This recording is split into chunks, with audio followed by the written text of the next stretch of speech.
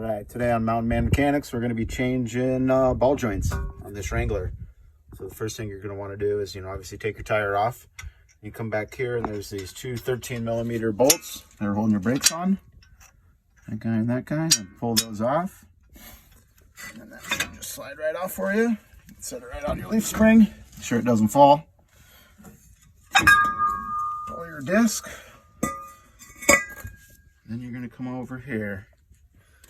Pull this cotter pin for the axle nut. Yank that little retainer out. Then you're going to need a big 36mm socket for that. I'll show you the trick for this guy here in a second. Alright, so you're going to take your impact with that 36mm socket.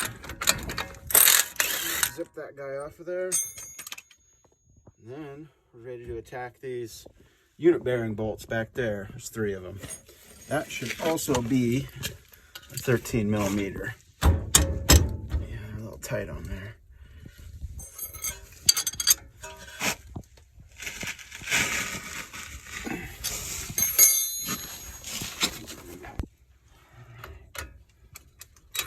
Nope, I'm not ready. All right, so once you get these guys loose, pull that guy, pull that guy. There's one on the back side here. Right there. This guy, pull that one. That's the fun part. You get to hit stuff with a hammer.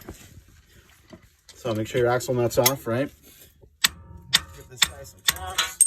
That should come off. Sometimes not too easily, but that's your unit bearing there. You can go ahead and change that if you want. I'm not. Dust shield. All right, now we're ready to slide the axle shaft out. And you want to try and keep this nice and parallel, support it from the back so you're not dragging it through all the dirt inside of your axle tube.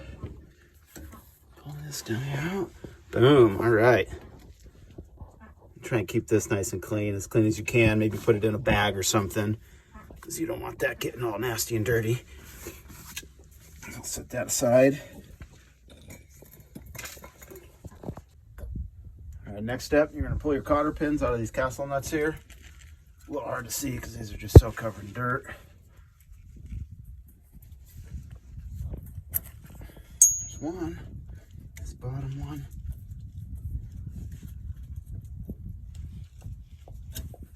Okay, now you take your impact, pull this bottom one off. Leave it on there a little bit because we're going to be hammering on this whole assembly to get it to drop off of these ball joints.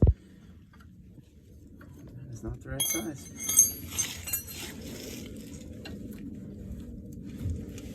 Okay, it's nice and loose now. Spin it off a little bit.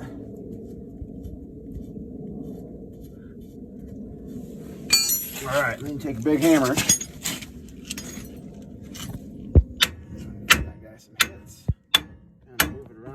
So you're not hammering all in the same spot.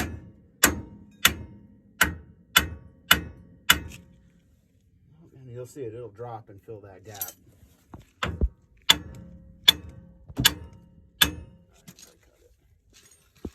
All right, see that's wiggling around on there now, so it's ready to come off.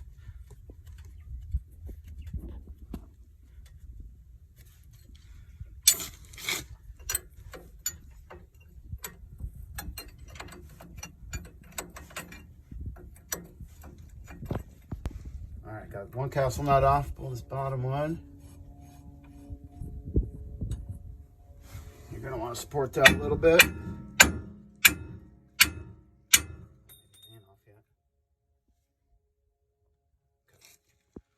All right, so this guy was pretty stubborn, so I elected to go get the pickle bar. And with that, you just kind of wedge it up in there, hammer it in,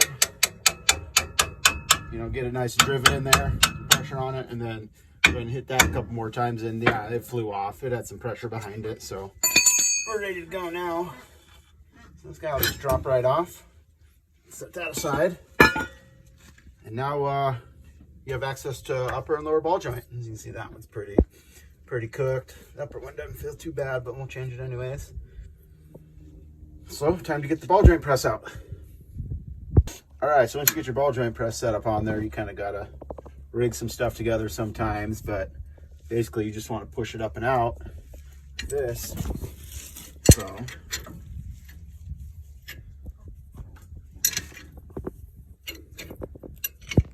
see if this will work for us.